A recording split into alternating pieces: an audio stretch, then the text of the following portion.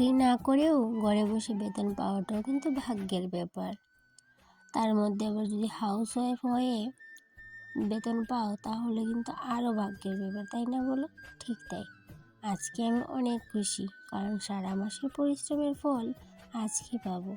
আর সেই জন্য খুশি মনে বাড়ির সমস্ত কাজ করে নিচ্ছি।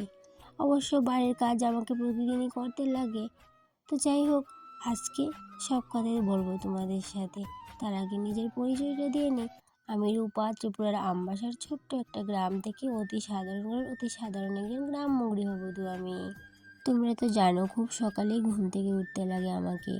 তো খুব সকালে ঘুম থেকে উঠে কিন্তু এই যে সকালের সমস্ত কাজ সেরে নিয়েছিলাম। তারপরে মাঝখানটায় ছিল একটা টিউশন, সেটাও কিন্তু সেরে নিয়েছি। আর এই দিকটাই দেখো, এখন কাপড়গুলো ধোয়া হয়ে গেছে। তারপরে এই যে রাতের বেলা টবগুলোকে বার করে দিতে হয়। আবার এই যে সকাল হলে আবার টবগুলো কিন্তু জায়গা মধ্যে রাখতে হয়। টবগুলোকে যখন বাইরে বার করে প্ল্যান্টগুলোতে জল দিয়েছিলাম, তখন কিন্তু এই যে টবের গায়ে অনেকটাই কিন্তু মাটি লেগে গেছিলো আর অনেকটাই নোংরা হয়ে গেছিলো।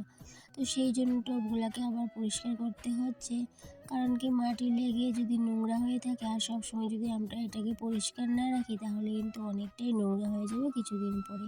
আর আজকে এত রোদের বাহার দেখে আমার কিন্তু ভালোই লাগলো, তাই জন্য এই যে ঘরে কিছু ধান ছিল, ধানগুলো একটু নষ্টের মতো হয়ে যাচ্ছিল, সেই জন্য দিয়ে দিলাম রোদে। তো এইদিকে দেখো, ঘরের সমস্ত কাজের পাশাপাশি আমার কিন্তু আরেকটা কাজও বেড়ে গেছে।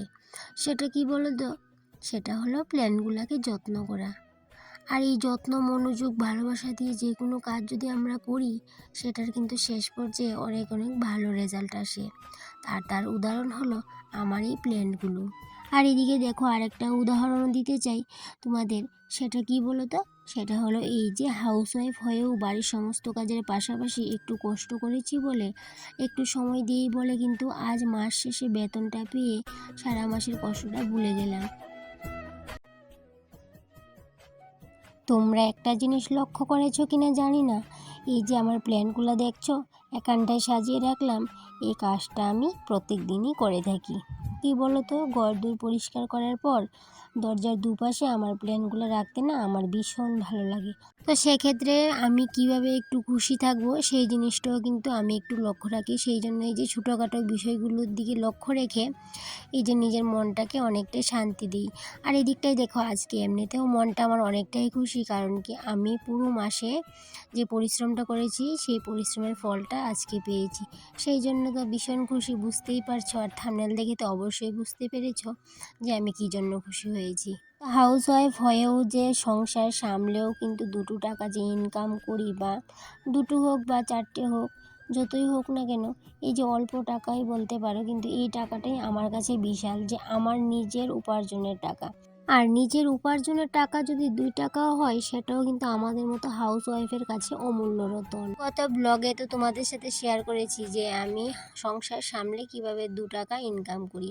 তো যাই হোক, আমি 2 টাকায় করি আর 5 টাকায় করি, আমার কাছে এটা বিশাল। সংসার সামলেও যে করতে পারি সেটাই কিন্তু বড় কথা। তো আজকে অমূল্য রতন হিসাবে আমি কত টাকা পেলাম সেটা কিন্তু তোমাদের সাথে অবশ্যই শেয়ার করব। আর তার আগে বলে নিই, আমি দেখো এই দিকটাই সমস্ত কাজ শেষ করে স্নান করে এই যে পুজোটাও দিয়ে দিলাম। আজকে যেমন সকাল সকাল ঠাকুর সেবা হয়ে গেছে, প্রতিদিন কিন্তু আমার এরকমটা হয়ে ওঠে না, কিন্তু চেষ্টা করি জানো বন্ধুরা, সকাল করে পুজো দিয়ে তারপর বাকি কাজকর্মগুলো করতে, কিন্তু ওই যে আর হয়ে ওঠে না, পারি না, সময়ে কুলিয়ে উঠতে পারি না।